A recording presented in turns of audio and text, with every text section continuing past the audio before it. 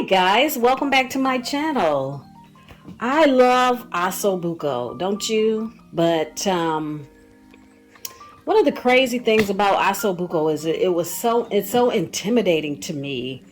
And so I've learned how to cook it, and so I'm going to bring this to you so that you, all the other home cooks just like me, know how to cook something that seems like it's so complex like Osso Buco. Okay, so we're going to start with our beef shanks. I couldn't find lamb shanks, and we're going to salt these. I'm using seasoned salt because seasoned salt, that's what I like. And you know, believe it or not, seasoned salt has less sodium. Then I'm going to use a little garlic powder. Seasoned salt has less sodium than a lot of other, not too much garlic powder. I'm going to use a little black pepper. And have you ever wondered how to make cuts of meat nice and tender, like falling apart? That's what I'm going to show you today. And I'm going to add a little Tony, cashews, no salt seasoning. This is not... This extra spice I'm putting in here is not the way Osso Buco is traditionally made. Nevertheless, who said that you cannot, I'm scraping the seasoning off. Who said that you can't add the seasoning of your that you like? Because I'm also going to do some other things with this recipe, so you're going to want to stick around, that are not traditional to Osso Buco. And instead of polenta, I'm gonna cook, which is traditionally served with Osso Buco, polenta. I'm gonna be adding another side dish with my Osso Buco. And so you also want to stick around, which is kind of a play on some different foods. You want to stick around for that as well. So we're gonna take all of the angst, if you will. Here we go, a little black pepper. All the angst out of making this Osso Buco. Okay, let me get this seasoned. Put a little bit more of that Tony cashews. No salt on there. Next, we're going to take our flour. See my flour? And we're going to... And by the way, my meat was already washed and patted dry before seasoning. We're going to get this coated. This is about 1 cup of flour total. We're going to get this floured.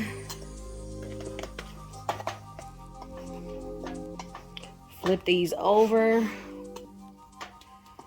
and get them coated on both sides with the flour.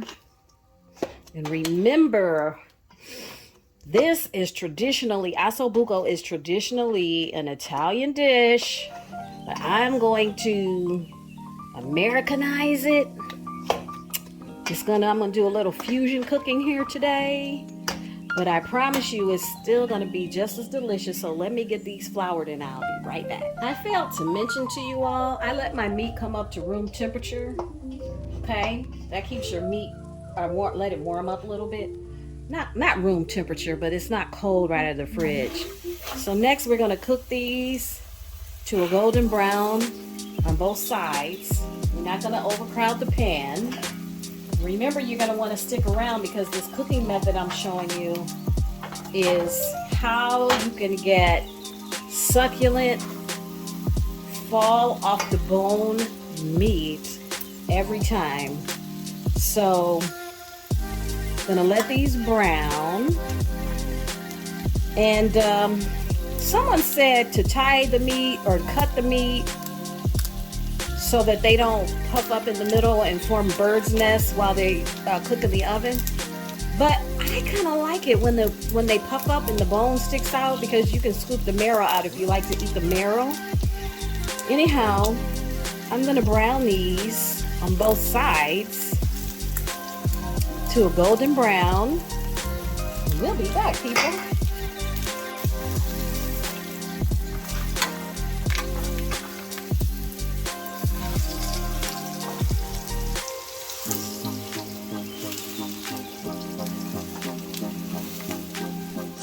Okay, I'm back. My phone malfunctioned.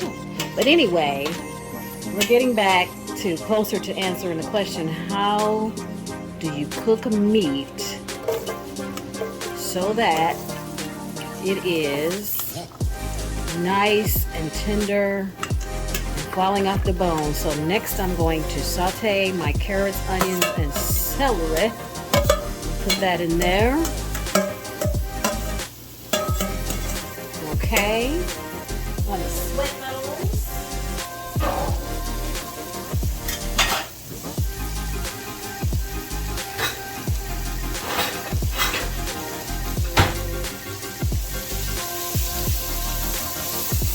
Stir those around.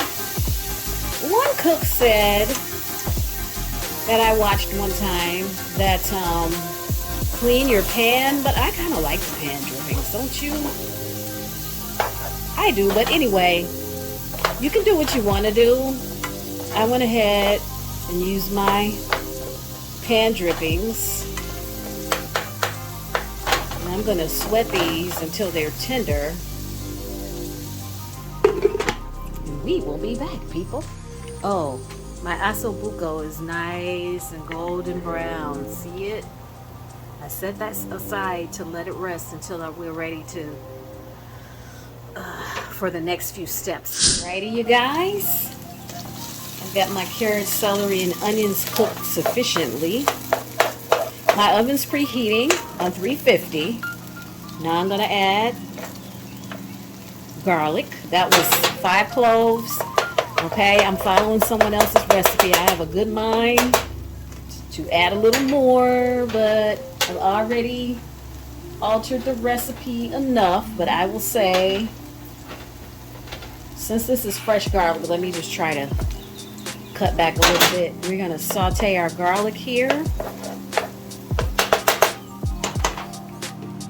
While that cooks, I am going to take 1/4 cup of dry red wine, and I'm going to take 1 tablespoon of tomato paste, and I'm taking 1/4 of the Scotch bonnet pepper.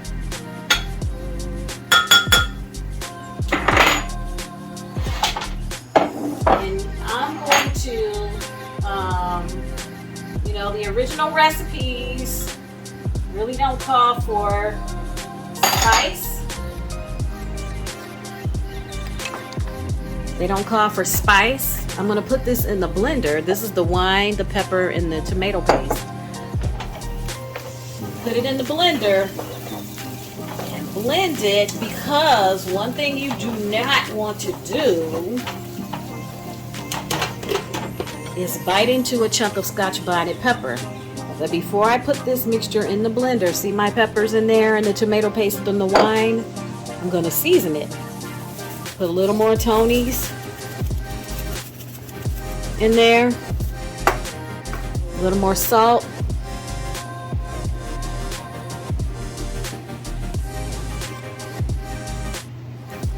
and a little more black pepper. Okay, let me get this in the blender and I will be right back, people. Alrighty, I added a total of about 1/2 cup of wine. I pureed it, the tomato paste, the wine, the seasonings, and the 1/4 of Scotch bonnet pepper. Alright, now we're going to mix this together.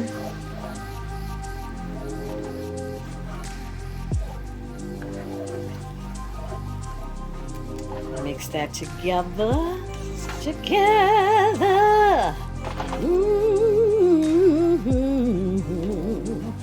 Ooh, that's looking lovely. Okay, I'm gonna add my other 3/4 cup of wine. That was a dry red wine. Some recipe calls for white wine. Use what you have. That's what I had. So that's what I'm going to use. All right, I'll be back. Let me go grab the skillet I'm going to cook this in, because this is going into the oven, lovelies.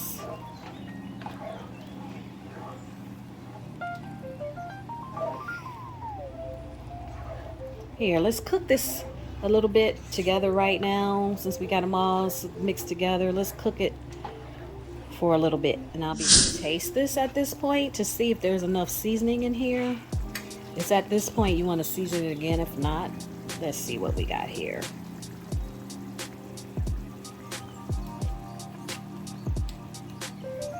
Ooh, that's gonna be good.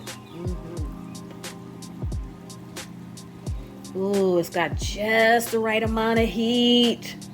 Ooh, baby, that's gonna be delicious. Put some more salt in there. Mix them around. Oh, yes, just the right amount of heat. I don't know about you, but I like to taste my food. I don't like for my food to be so hot that you can't taste all the flavors, because that's no fun. Well, for me it's not. I know some people like their food extremely hot, but I like for there to be like the perfect balance of all the flavors. And all right, let me taste this again. Ooh. Let's taste this and let's see.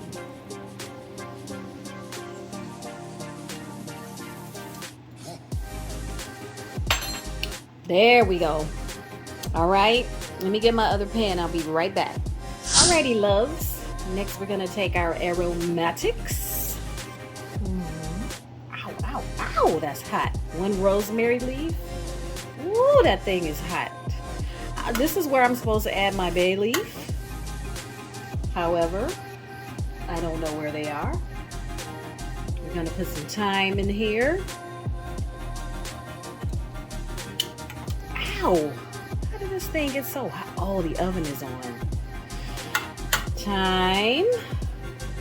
And since I don't want to waste my sage, I'm gonna throw him in as well. Just throw him in there.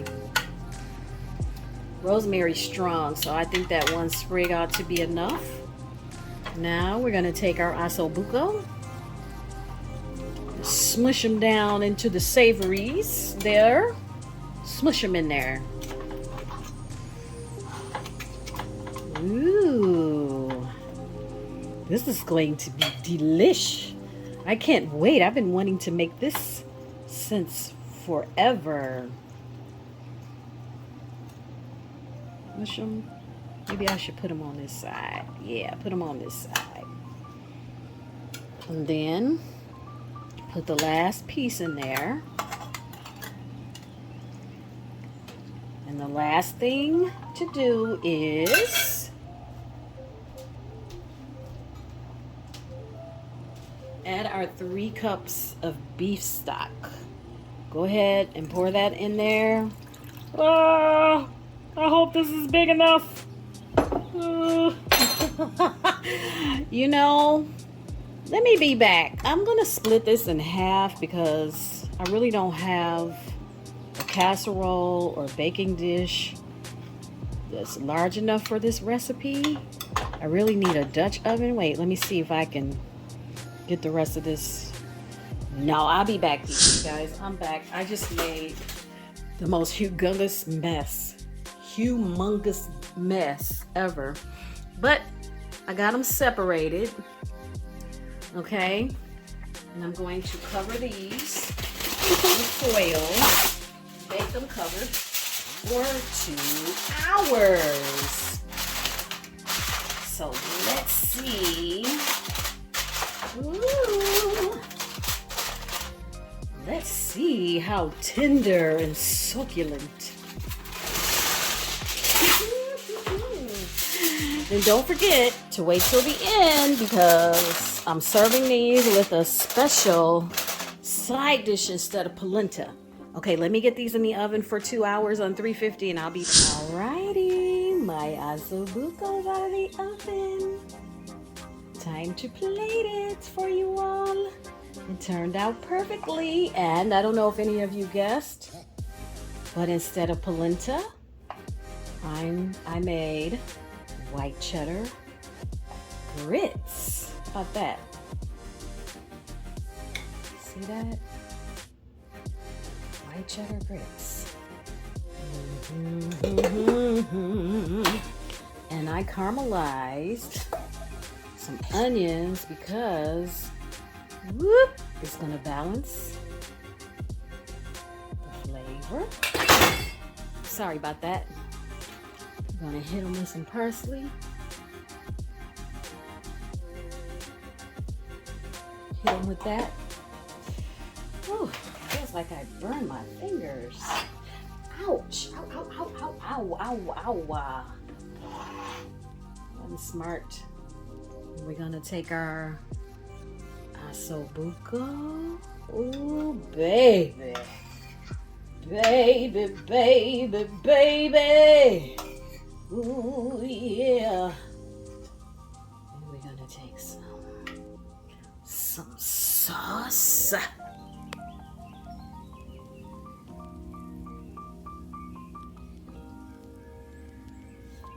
Ooh, let me get y'all down right at eye level. Yes, sirree, Bob.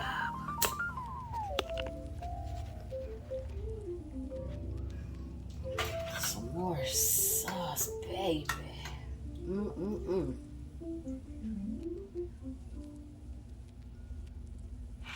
You know this is righteous.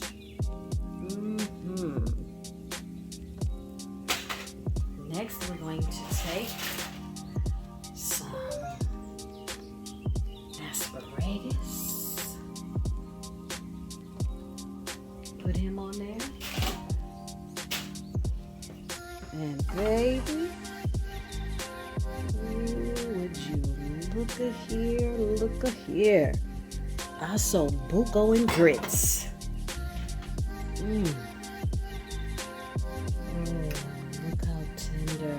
Because he's been braised. Oh,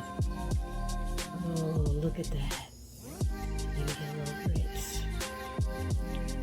White cheddar, Osso Buco and white cheddar grits. Yes. Taste it.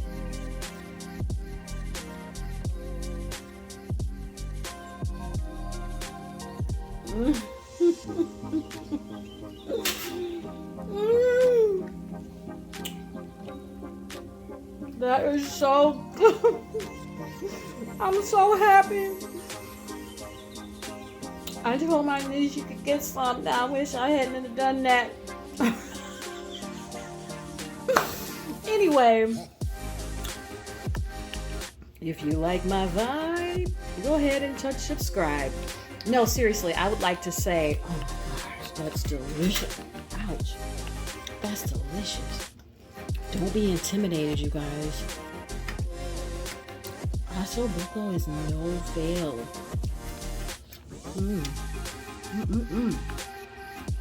It's free to subscribe, like, comment, and share. It helps with the algorithm. I'll be right back. Anyway, that was my niecey poo, and I just about demolished what's left here. I'm gonna finish eating this. It looks a mess now. Like some little kid. I want to get that marrow out of there. Little kids have been playing. Anyhow, I would like to say a special thank you to my subscribers. You guys rock. Thank you to all the new subscribers. And anyway, say hello to me in the comment section. I will see you guys next time.